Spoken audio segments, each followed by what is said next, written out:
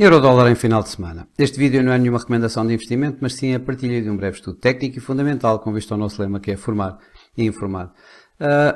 Estamos a acabar a semana e começamos aqui pelo gráfico, exatamente pelo gráfico semanal, onde vemos o recuo, a continuação do recuo dos máximos do Eurodólar aqui quando fez um 12,75. E esta semana foi mais uma semana de perdas, a recuar e a corrigir este movimento que levou o Eurodólar até aqui máximos do ano. Isto depois do Banco Central Europeu ontem ser um pouco mais dovish do que seria de esperar. Subiu 25 pontos na sua taxa de juro, mas entretanto não deu qualquer indicação de qualquer aumento futuro, colocou tudo dependente de dados e inclusive é a forma como ele, digamos, como Lagarde deu a indicação de que o Conselho Diretivo, o Conselho de Governadores do Banco Central Europeu se encontrava de mente aberta,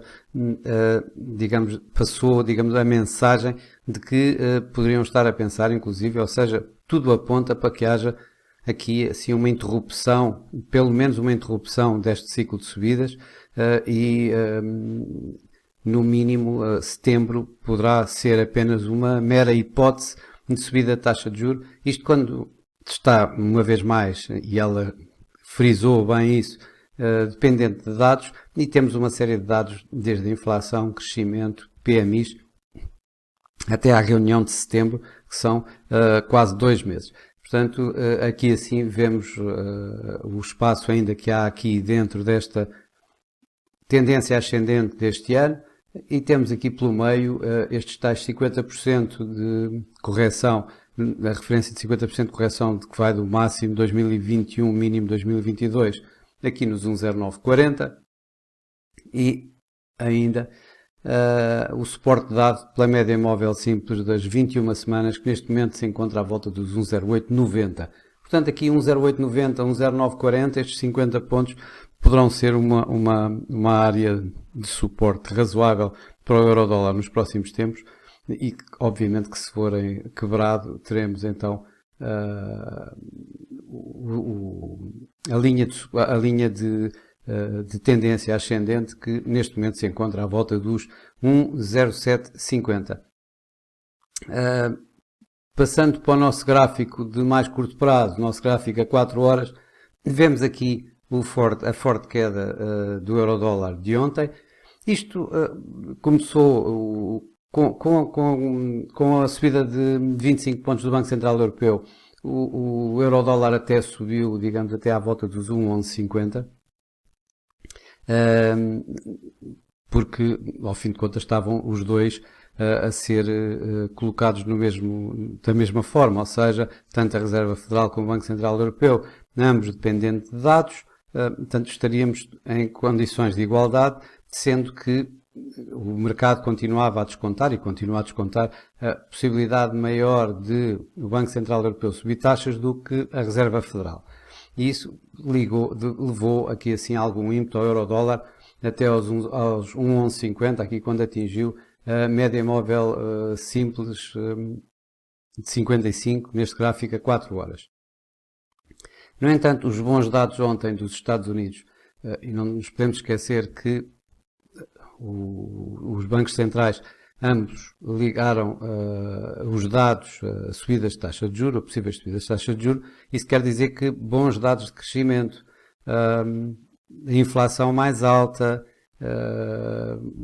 portanto, tudo isso ajuda a colocar nas expectativas de uma subida de taxa de juros mais elevadas. Por isso, o que aconteceu ontem foi exatamente isso, em que tivemos encomendas de bens duradouros a aumentar, tivemos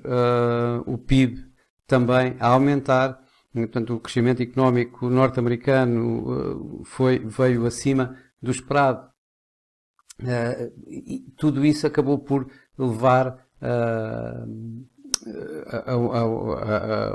a expectativas de subidas de taxa de juros, por isso mesmo, mais ainda com os dados do pedidos de subsídio de desemprego a baixarem também, ou seja, a colocarem exatamente naquela linha que a Reserva Federal quer combater, ou seja, um mercado de trabalho cada vez mais restrito, um mercado de trabalho cada vez mais forte, o que vai levar a pressões inflacionistas estas que levam o Fed a combater exatamente com subidas de taxa de juros. Isso levou de imediato a esta forte queda do euro-dólar, mas foi um pouco ambas as coisas, ou seja, uma fragilidade do euro pelo posicionamento mais dovish do BCE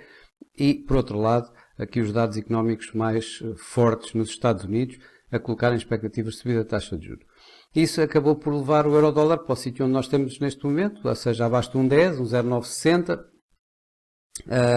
Os mercados continuam, obviamente, a olhar bastante para os dados económicos e hoje também não é exceção, porque hoje vamos ter o Core PC Price Index, ou seja, a medida mais observada pelo FED, portanto vamos ver até que ponto é que essa medida de inflação vai aumentar ou, por outro lado, vai abrandar de forma a que o mercado ajuste exatamente nesse sentido. E também bastante importante vai ser o índice de preço, o índice de custo laboral, que se dá exatamente isso, ou seja, quanto é que os ordenados estão a pesar nas empresas e obviamente também na inflação, que se ele aumentar a espiral inflacionista também tende a subir e portanto esse é um dos dados que vão ser mais observados hoje